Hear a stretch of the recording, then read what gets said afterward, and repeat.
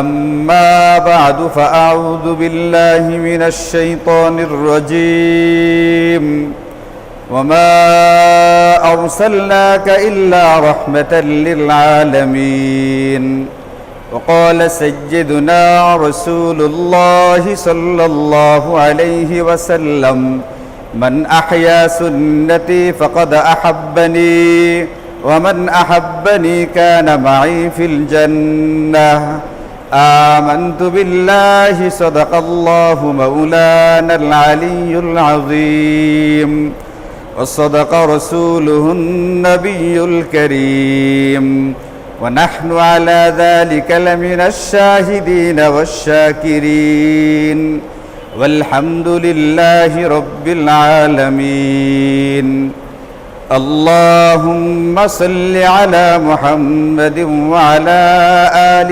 محمد كما صليت على إبراهيم وعلى آل إبراهيم إنك حميد مجيد اللهم بارك على محمد وعلى آل محمد كما باركت على إبراهيم وعلى آل إبراهيم إنك حميد مجيد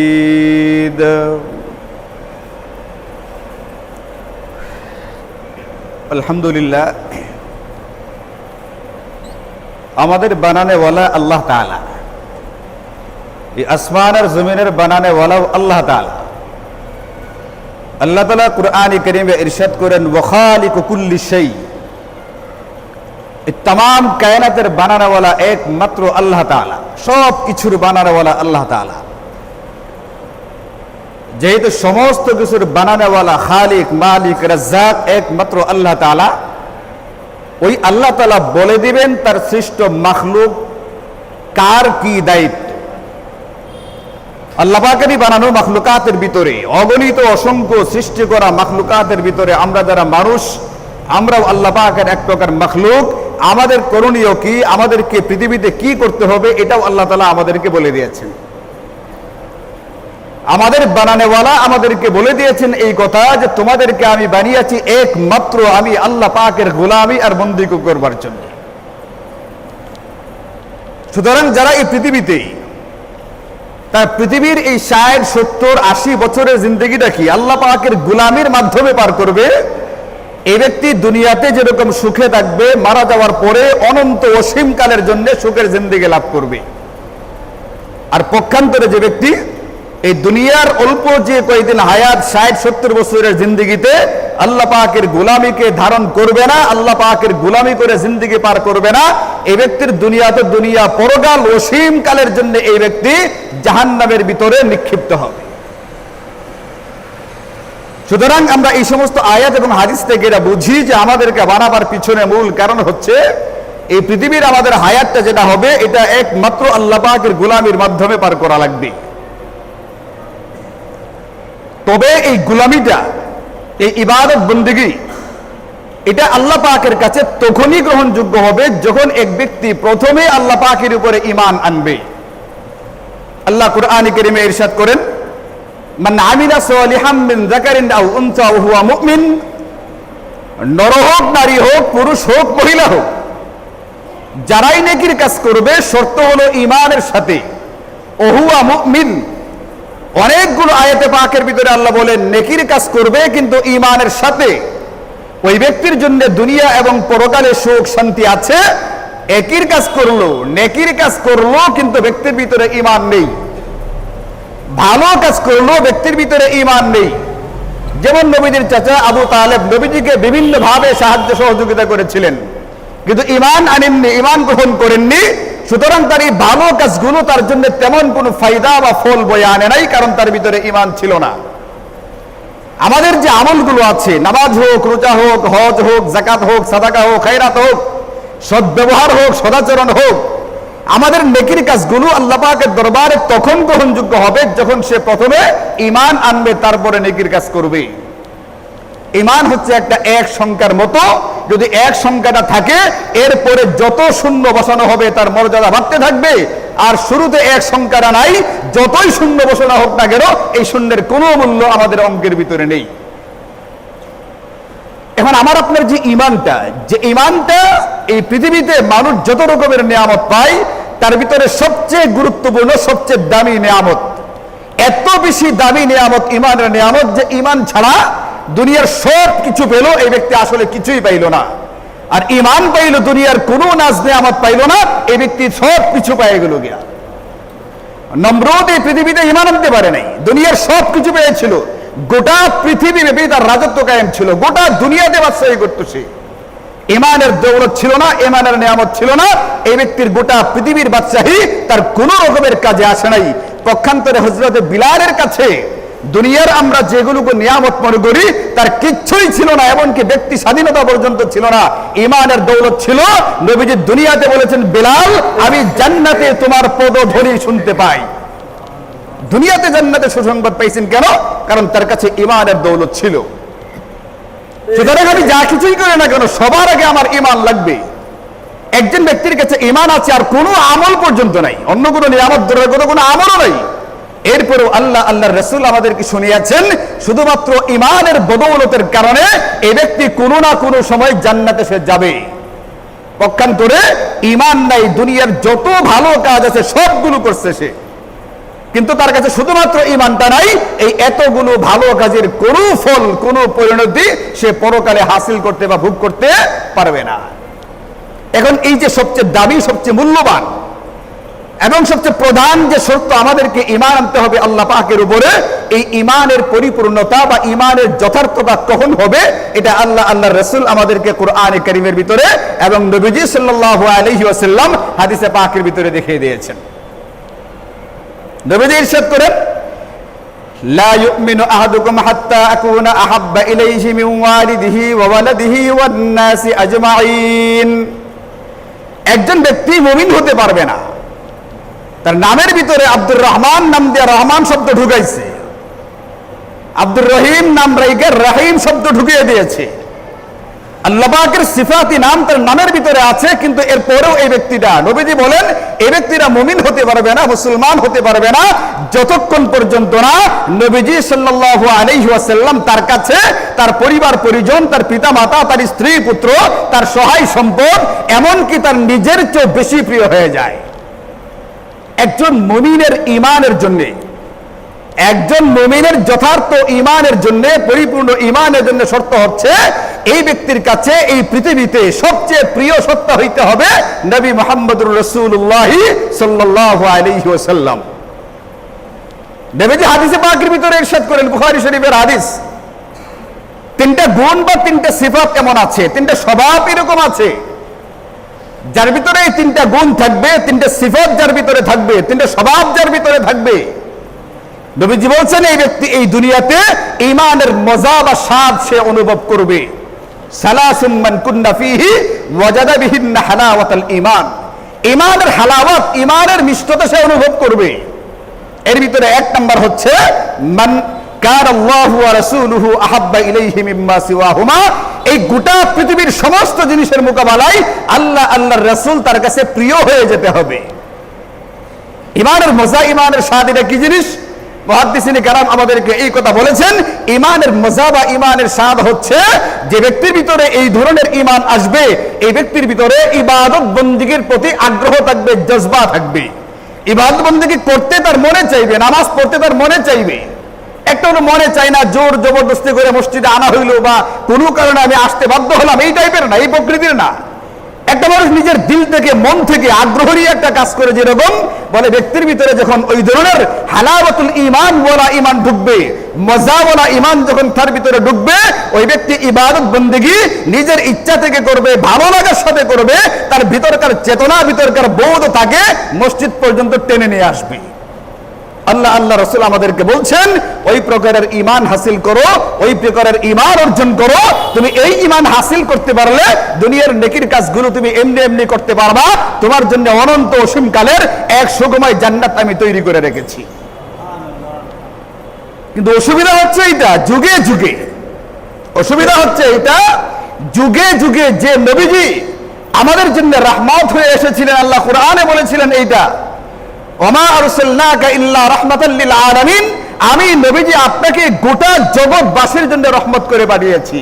এই কথা বলেন নাই ওমা আরসালনাকা ইল্লা রাহমাতাল লিল মুমিনিন, এই কথা বলেন নাই ওমা আরসালনাকা ইল্লা রাহমাতাল লিল মুসলিমিন, এই কথা বলেন নাই শুধুমাত্র মুমিন মুসলমান যারা তাদের জন্য আমি আপনাকে রহমত করে পাঠিয়েছি, বরং আল্লাহ বলেছেন গোটা পৃথিবীর সমস্ত জগতের জন্য আমি আপনাকে রহমত করে পাঠিয়েছি। ইমাম তাবারি তার তাফসীরের কিতাবের ভিতরে, বিখ্যাত তাফসীরের কিতাব তাফসীরে তাবারির ভিতরে লেখেন, এইখানে যেরকম মুমিন মুসলমানদের জন্য নবীজি রহমত, এমনকি এই পৃথিবীর কাফের বেঈমানদের জন্য নবীজি রহমত হয়ে আসছেন। মুমিনদের জন্য রহমত কেমনে? নবীজির মাধ্যমে আমরা ঈমানকে পেয়েছি, আল্লাহকে চিনেছি, যে আল্লাহকে চিনার উপরে আবার জান্নাত নির্ভর করবে, যে আল্লাহ পাকের গোলামের উপরে আমার জান্নাত নির্ভর করবে, ওই আল্লাহকে আমরা চিনতে পেরেছি, আল্লাহ সম্পর্কে জানতে পেরেছি একমাত্র নবীজি সাল্লাল্লাহু আলাইহি ওয়াসাল্লামের মাধ্যমে। নবীজির মাধ্যমে আল্লাহ পাকের দেওয়া বিধিবিধানগুলোকে জেনেছি, ওই বিধিবিধানগুলোর মাধ্যমে আমরা আমল করে জান্নাতের অধিকারী আমি এই আশাবাদী হয়ে উঠি। এটা হলো মুমিনের রহমত, মুমিনের ফায়দা নবীজির মাধ্যমে। আর কাফেরদের ফায়দাটা কি? বলে এই পৃথিবীতে নবীজি সাল্লাল্লাহু আলাইহি ওয়াসাল্লামের খাতিরে আল্লাহ তাআলা দাফা আবিহি বালা দুনিয়া, এই দুনিয়ার আযাব গজব আগের উম্মতের উপরে যেরকম পৃথিবীতে নগদ চলে আসতো, একমাত্র নবীজির কারণে বেঈমান কাফেররা আল্লাহ পাকের নাশুকরি করে, আল্লাহ পাকের বিরুদ্ধাচরণ করে, এরপরও আল্লাহ তাআলা দুনিয়াতে নগদ শাস্তি পাঠান না। এই সুবিধাটা বেঈমান কাফেররা একমাত্র নবীজির কারণে ভোগ করতেছে। এই জন্য নবীজি যেরকম মুমিন মুসলমানের জন্য রহমত, নবীজি সাল্লাল্লাহু আলাইহি ওয়াসাল্লাম বেঈমান কাফেরদের জন্য রহমত হয়ে পৃথিবীতে এসেছেন। এই জন্য নবীজির কৃতজ্ঞতা আদায় করবে, নবীজিকে সম্মান শ্রদ্ধা করবে, নবীজিকে ভক্তি করবে। যেরকম একদিকে মুমিন মুসলমান, অন্যান্য দিকে অন্যান্য পৃথিবীর যারা বেঈমান কাফেরও আছে, তারাও নিজেদের স্বার্থের জন্য, নিজেদের অস্তিত্বের জন্য, অন্তত দুনিয়ার জিন্দেগিটা ভালোভাবে কাটাইবার জন্য এই গোটা পৃথিবীর বেঈমান কাফেরদের উচিত নবীজিকে সম্মান শ্রদ্ধা ভক্তি করে চলা। নবীজির সম্মান নিয়ে প্রশ্ন তুলবে, নবীজির সম্মান নিয়ে কথা তুলবে দূরের কথা। আমাদেরকে বুখারী শরীফের হাদিস সহকারে ইতিহাস দেখানো হয়েছে। নবীজি সাল্লাল্লাহু আলাইহি ওয়াসাল্লাম 6ষ্ঠ হিজরির পরে এই পৃথিবীর বড় বড় রাজা বাদশা যারা ছিলেন, এদের কাছে তাবলীগ করেছেন, দাওয়াত করেছেন, ইসলামের দাওয়াত দিয়ে চিঠি পাঠিয়েছিলেন। এই চিঠিগুলোর ভিতরে তৎকালীন পরাশক্তি, তৎকালীন যারা সুপার পাওয়ার ছিল, রোম সম্রাট এবং কিসরা বা পারস্য সম্রাট, তাদের কাছেও নবীজি চিঠি পাঠিয়েছিলেন।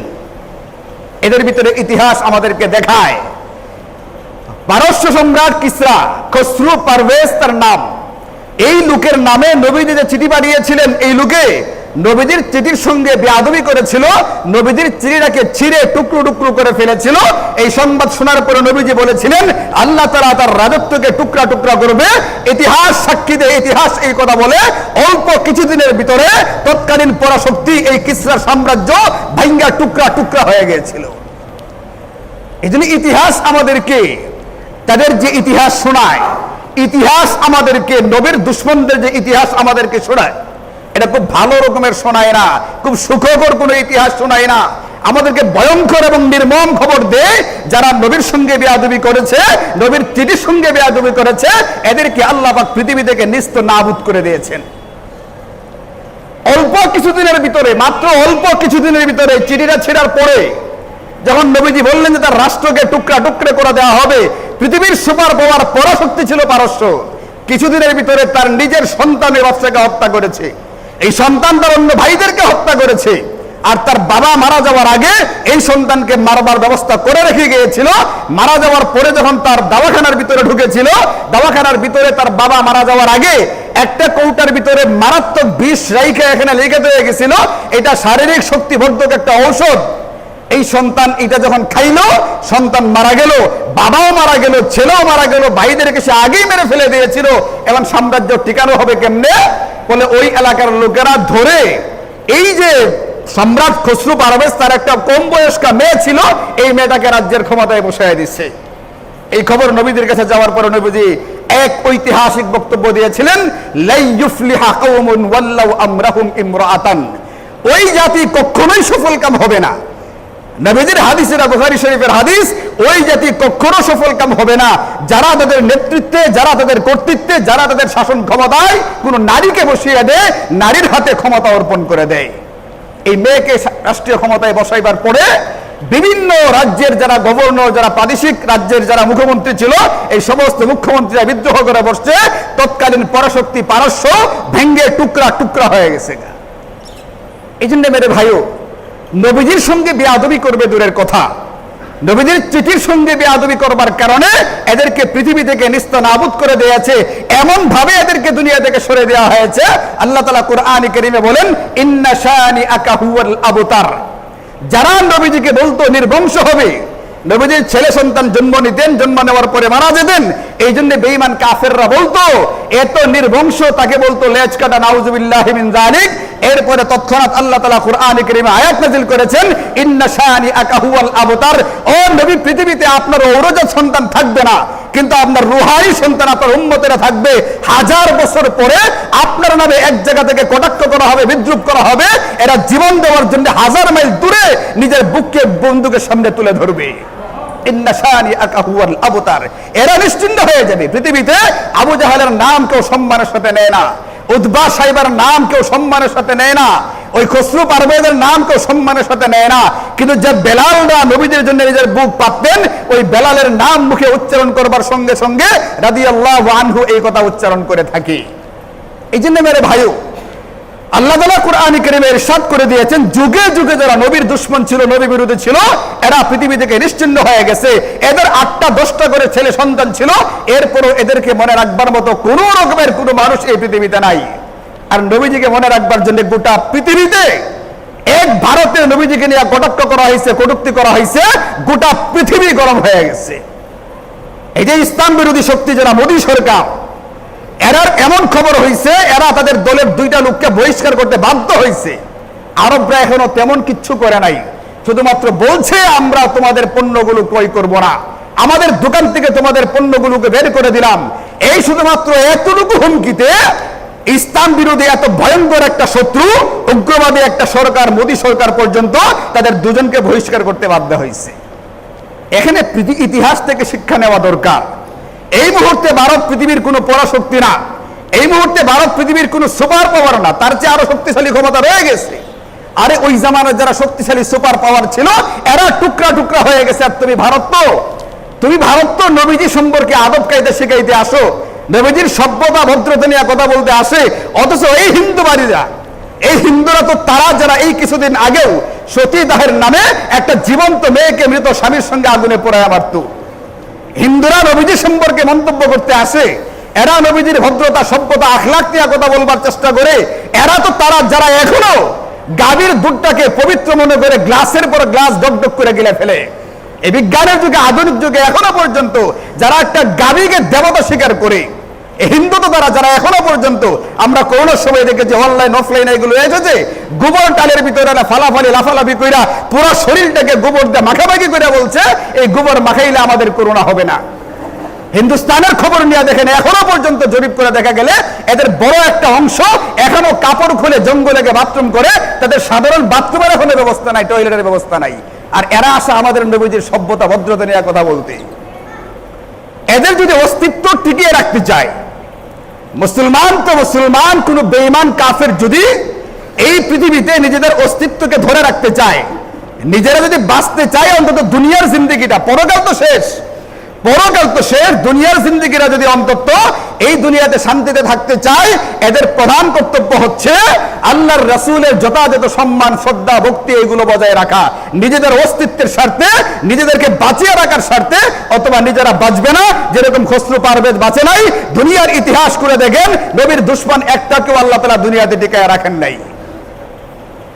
এই জন্য আমাদেরকে আমাদের ঈমানের পরিপূর্ণতার জন্য, আমাদের ঈমানের যথার্থতার জন্য, আমি একজন সত্যিকার অর্থে মুসলমান হয়ে উঠবার জন্য, সত্যিকার অর্থে মুমিন হয়ে উঠবার জন্য যেটা লাগবে, নবীজির প্রতি আমার চরম ভালোবাসা এবং পরম প্রেম লাগবে। যে ব্যক্তির দিলের ভিতরে নিজের চেয়ে বেশি আল্লাহর রাসূল প্রিয় হবেন, ওই ব্যক্তি ঈমানদার বলা যাবে। আমি যাকে ভালোবাসি, আমি যাকে মহব্বত করি, এই ব্যক্তিকে কেউ যদি আঘাত করে কথা বলে আমার মাথায় আগুন ধরে যায়।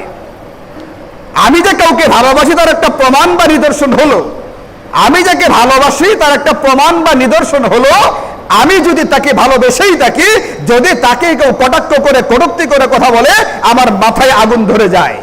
পত্রপত্রিকায় দেখছেন না, বিএনপির লোকেরা একটা স্লোগান দিছিল ৭৫-এর হাতিয়ার গর্জে উঠুক আরেকবার।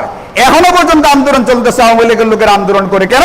কারণ তারা তাদের যে নেত্রীকে ভালোবাসে, এই নেত্রীকে নিয়ে একটা কটাক্ষ কথা বলেছিল, এখনো পর্যন্ত মিছিল মিটিং সমাবেশ এইগুলো হইতেছে। কেন? তারা তাদের নেত্রীকে মহব্বত করে। আমি আপনি যদি আপনাদের নেতা নবী মুহাম্মদুর রাসূলুল্লাহ সাল্লাল্লাহু আলাইহি ওয়াসাল্লামকে ভালোবেসেই থাকি, আমার যে পরিপূর্ণ ঈমানের জন্য ভালোবাসা শর্ত, তাহলে নবীকে নিয়ে যখন কেউ কটাক্ষ করবে কটূক্তি করবে তখন তার সম্পর্কে আমার কিছু করণীয় আছে। ওই সম্পর্কে আমার মুখটা বন্ধ করে বসে থাকলে হবে না। রাজনৈতিক স্বার্থে, ক্ষমতার স্বার্থে, অন্য কোনো বন্ধুত্বের খাতিরে আমি আমার মুখটাকে বন্ধ করে রাখবো। যদি আমার দুনিয়াতে মুখ বন্ধ হয়ে থাকে, আমাদেরকে এই কথা মনে রাখা লাগবে, যখন কবরে নবীজিকে দেখিয়ে প্রশ্ন করা হবে মান হাদার রাজুল আল্লাযী বুইসা ফীকুম, যাকে তোমাদের কাছে পাঠানো হয়েছিল এই ব্যক্তিকে, তখনই কিন্তু মুখ দিয়ে জবাব বের হবে না। দুনিয়াতে যদি মুখটাকে বন্ধ রাখা হয় কৌশলের নামে, হিকমতের নামে, আল্লাহ তাআলা ওখানে মুখটাকে বন্ধ করে রাখতে পারবেন। তখন জবাব দেওয়াটা কঠিন হবে যে ইনি ছিলেন আমাদের নবী মুহাম্মদুর রাসূলুল্লাহ সাল্লাল্লাহু আলাইহি ওয়াসাল্লাম। দুনিয়ার সাধারণ থেকে সাধারণ মানুষ এইগুলোর প্রতিবাদ করে, এবং এই প্রতিবাদ খোদ আল্লাহ তাআলা কুরআনে কারীমে আমাদেরকে শিখিয়েছেন। নবীজি নবুয়ত পাওয়ার পরে যখন দাওয়াতের কাজ শুরু করলেন, তখন আবু লাহাব এই কথা বলেছিল তাব্বাল্লাক, মুহাম্মদ তুমি ধ্বংস হও, তুমি কোন দিকে দাওয়াত দিচ্ছ? আবু লাহাব এই কথা বলেছিল মুহাম্মদ তুমি ধ্বংস হও, তুমি কিসের দাওয়াত দাও? আমাদের দেব দেবী বাদ দিয়ে এক আল্লাহর দাওয়াত দাও। এর প্রতিবাদ করে আল্লাহ তাআলা আসমান থেকে সূরা নাযিল করে দেন সূরাতুল লাহাব। এটা আমি আপনি তেলাওয়াত করি, তাব্বাত ইয়াদা আবি লাহাব। আল্লাহ বলেছেন নবী মুহাম্মদ না, বরং আবু লাহাব তুই ধ্বংস হয়ে যা। আল্লাহ কুরআন কারীমের অনেক আয়াতের ভিতরে বলেছেন। যখন কাফেররা এই কথা বলতো যে মুহাম্মদ পাগল, মুহাম্মদ জাদুকর, আল্লাহ কুরআনে কারীমে কসম করে তার প্রতিবাদ করে বলেছেন মা আনতা বিনিআমাতি রাব্বিকা বিমাজনুন, নবীজি আপনি পাগল নন। এরা পাগল বলতে পারে, আর আমি তামাম কায়নাতের বানানেওয়ালা আল্লাহ বললাম আপনি পাগল নন। আমি এই কথার প্রতিবাদ করে দিলাম। আল্লাহ তাআলা প্রতিবাদ করেছেন, আমাদেরকে প্রতিবাদ শিখিয়েছেন। তুমি তোমার ঈমানের পরিপূর্ণতার জন্য যদি কাজ করতে চাও, যদি মুমিন হয়ে মৃত্যুবরণ করতে চাও, দুনিয়ার ধান্দা ফান্দা ক্ষমতা এগুলো বাদ দাও। এগুলো আজকে আছে কালকে নেই, কিন্তু পরকালের যে হিসাব নিকাশ, এটা জান্নাত হলেও অনন্তকালের জন্য জান্নাত, আর জাহান্নাম হলেও আল্লাহ হেফাজত করুক, এটাও কিন্তু অনন্তকালের জন্যই জাহান্নাম হয়ে থাকবে। এই জন্য দুনিয়াতে যার দিকে টান থাকবে, দুনিয়াতে যার সঙ্গে মহব্বত থাকবে, পরকালটা তার সঙ্গেই হবে। এটা আল্লাহর রাসূলের সুস্পষ্ট ঘোষণা। যে কোনো কারণে, সোজা কথা, যে কোনো কারণে আমি গোটা পৃথিবী বর্জন করতে পারি, কিন্তু নবীজির সঙ্গে আমার সম্পর্কের কোনো রকমের কম হতে পারে না। নবীজিকে কটূক্তি কটাক্ষ করবে এটা আমি মানতে পারি না। একজন মুমিন মুসলমান হিসাবে আমাকে তখনই এর প্রতিবাদ করা লাগবে, যে যার জায়গা থেকে যেইভাবে পারে তার প্রতিবাদ আমাদেরকে করা লাগবে। এই জন্য নবীজি সাল্লাল্লাহু আলাইহি ওয়াসাল্লাম এই পৃথিবীতে প্রেরিত হয়েছেন রাহমত হিসেবে আমাদের জন্য, বেঈমান কাফেরদের জন্য। এই জন্য বেঈমান কাফেরদের উচিত হবে নিজেদের অস্তিত্বের স্বার্থে, অন্তত দুনিয়ার জিন্দেগিটা ভালোভাবে পার করার স্বার্থে নবীজির সম্মান শ্রদ্ধা এইগুলোকে বজায় রাখা। উলামায়ে উম্মতের ইজমা বা ঐক্যমত্য হয়ে গেছে। গোটা পৃথিবীর ফুকাহায়ে কেরাম এই ব্যাপারে একমত, যদি কোনো ব্যক্তি নবী মুহাম্মদুর রাসূলুল্লাহকে কটাক্ষ করে, কটূক্তি করে, যদি ব্যঙ্গ করে, নবীজিকে নিয়ে উপহাস করে, এর একমাত্র শাস্তি হচ্ছে তাকে কতল বা হত্যা করে ফেলতে হবে। এটা গোটা পৃথিবীর উলামায়ে কেরাম একমত এই ব্যাপারে। একমাত্র শাস্তি হলো এই ব্যক্তিকে কতল করে ফেলতে হবে। একেবারে শাতিমুর রাসূল যদি তওবা করে ফেলে, নবীজিকে গালি দেওয়ার পরে যদি তওবাও করে ফেলে, দুনিয়াতে তার তওবা গ্রহণযোগ্য না। আল্লাহকে গালি দিছে, আল্লাহকে গালি দেওয়ার পরে তওবা করছে, এর তওবা গ্রহণযোগ্য, একে শাস্তি দেওয়া হবে না। কিন্তু আল্লাহ পাকের সিস্টেম হলো এটা, আল্লাহ তার নিজের ব্যাপারে বেয়াদবিকে বরদাস্ত করেন, কিন্তু তার নবীর ব্যাপারে বেয়াদবি করলে আল্লাহ সেটা বরদাস্ত করেন না। এই জন্য আল্লাহ পাকের সিদ্ধান্ত উলামায়ে কেরামের এক ঐক্যমত রয়ে গেছে, যদি কোনো ব্যক্তি নবীজিকে কটাক্ষ কটূক্তি করে, এই ব্যক্তির একমাত্র শাস্তি হলো একে মৃত্যুদণ্ড দিতে হবে, একে হত্যা করে ফেলতে হবে। এই জন্য যে কোনো রাষ্ট্রে মুমিন হোক মুসলমান হোক, যে কোনো রাষ্ট্রে যদি অমুসলিম হয়ে থাকে, কোন ব্যক্তি যদি নবী মুহাম্মদুর রাসূলুল্লাহ সম্পর্কে কটূক্তি করে, ওই রাষ্ট্রের উচিত যারা ক্ষমতায় থাকে এদের দায়িত্ব এইটা, এই ব্যক্তিটাকে হত্যা করে ফেলা নিজেদের রাষ্ট্রের স্বার্থে, নিজেদের ক্ষমতার স্বার্থে, নিজেদের অস্তিত্বের স্বার্থে। আর নতুবা আল্লাহ যদি ক্ষুব্ধ হন, আল্লাহ যদি এটা বদলা নেন, এদেরকে খান খান করে ফেলবেন, গোটা পৃথিবী মিলেও এই শাস্তিকে আর ফিরাইতে পারবে না। এই জন্য পৃথিবীর অমুসলিম রাজা বাদশাহ যারা হবে তাদের উচিত, যদি তাদের রাষ্ট্রের কোনো অমুসলিম নাগরিকও নবী মুহাম্মদুর রাসূলুল্লাহকে নিয়ে কটূক্তি করে তাদের বিরুদ্ধে যথাযথ এবং দৃষ্টান্তমূলক ব্যবস্থা নেওয়া। শুধু নাম দেখানো ভুলানোর জন্য একটা ব্যবস্থা নিলে হবে না, নিজেদের স্বার্থেই কঠিন ব্যবস্থা নেওয়া উচিত। এই জন্য মেরে ভাইও, এই ক্ষেত্রে আমার আপনার করণীয়টা কি? যদি নবীজি সম্পর্কে এরকমটা হয়, আমার আপনার করণীয় আছে কতগুলো। এর ভিতরে এক নাম্বার হচ্ছে নবীজির সঙ্গে মহব্বতের পরিপূর্ণতার প্রকাশের জন্য, আমার ইমানের জন্য জরুরি হচ্ছে নবীজির সঙ্গে মহব্বত থাকা লাগবে। আর এই মহব্বতের বহির প্রকাশ ঘটবে কতগুলো কাজের মাধ্যমে। এর ভিতরে একটা হচ্ছে ইত্তিবা সুন্নাহ, নবীজি সাল্লাল্লাহু আলাইহি ওয়াসাল্লামের সুন্নতের ইত্তিবা করা, নিজের জিন্দেগিতে নবীজির সুন্নতকে নিয়ে আসা। এটা সুরতের ক্ষেত্রেও সুন্নত লাগবে। আমার চুল, দাড়ি, গুফ, পাঞ্জাবি, পোশাক আশাক কিরকম হবে, এই ক্ষেত্রে নবীজির সুন্নত লাগবে। সিরাত কিরকম হবে, আমার স্বভাব আখলাক কিরকম হবে, এটাও নবীজির সুন্নত লাগবে। শরীরটা কিরকম হবে, আমার চিন্তা চেতনা দর্শন কিরকম হবে, ওই ক্ষেত্রে নবীজির সুন্নাহ লাগবে। এক নাম্বার হচ্ছে নবীজির সুন্নতকে জিন্দেগির সকল ক্ষেত্রে অবলম্বন করা। দুই নাম্বার হচ্ছে নবীজি সাল্লাল্লাহু আলাইহি ওয়াসাল্লামের উপরে বেশি বেশি দরুদ পড়া। বেঈমান কাফেররা নবীজিকে নিয়ে কটূক্তি করবে, আর আমাদের কাজ হলো নবীজির উপরে দরুদ পাঠ করতে থাকবো। নবীজি হাদিসে পাকের ভিতরে ইরশাদ করেন, ইন্না আউলান নাসি বি ইয়াউমাল কিয়ামা আকতারুহুম আলাইয়া সালাতা। কিয়ামতের ময়দানে আমার সবচেয়ে নিকটবর্তী সেই ব্যক্তি হবে যে নাকি দুনিয়াতে আমার উপরে সবচেয়ে বেশি দরুদ পাঠ করবে। এই জন্য আমাদের দ্বিতীয় নম্বর কাজ হচ্ছে নবীজির উপরে বেশি বেশি দরুদ পাঠ করা। এই গোটা পৃথিবীতে আমরা নবীজিকে মহব্বত করি, নবীজিকে মহব্বত কারণে ওয়ালাদের সংখ্যা গোটা পৃথিবীতে ছড়ায় আছে, এই কথা বোঝাইবার জন্য বেশি বেশি দরুদ পড়া চাই। এবং তিন নাম্বার হচ্ছে যে যার জায়গা থেকে নিজেদের সাধ্য মতো এর প্রতিবাদ করা লাগবে। আমার প্রিয় ব্যক্তিত্বকে নিয়ে কেউ যদি সমালোচনা করে, কটাক্ষ করে, আমি যেরকম বিক্ষোভ করি, সমাবেশ করি, মিছিল করি, মামলা পর্যন্ত করি, সংক্ষুব্ধ হলে যখন আমার আপনার জানের চেয়ে প্রিয়, আমার আপনার প্রাণের চেয়ে প্রিয় নবী মুহাম্মদুর রাসূলুল্লাহকে নিয়ে কটাক্ষ করা হবে, একজন মুমিন হিসাবে, মুসলমান হিসাবে আমাদের ঈমানের দাবি হলো এর বিরুদ্ধে যথাসম্ভব প্রতিবাদ করতে থাকা। মিছিল হলে মিছিলে অংশগ্রহণ করা, সমাবেশ হলে ওখানে অংশগ্রহণ করা, যদি অর্থনৈতিকভাবে বয়কট করা যায় সেটাকে বয়কট করা, যে কোনোভাবে এদেরকে বয়কট করার আমার আপনার ঈমানি দায়িত্ব, ঈমানের স্বার্থে আমাদেরকে এটা করা লাগবে। এবং চার নাম্বার হচ্ছে নবীজির সিরাত বা নবীজির জিন্দেগি বেশি বেশি পাঠ করা।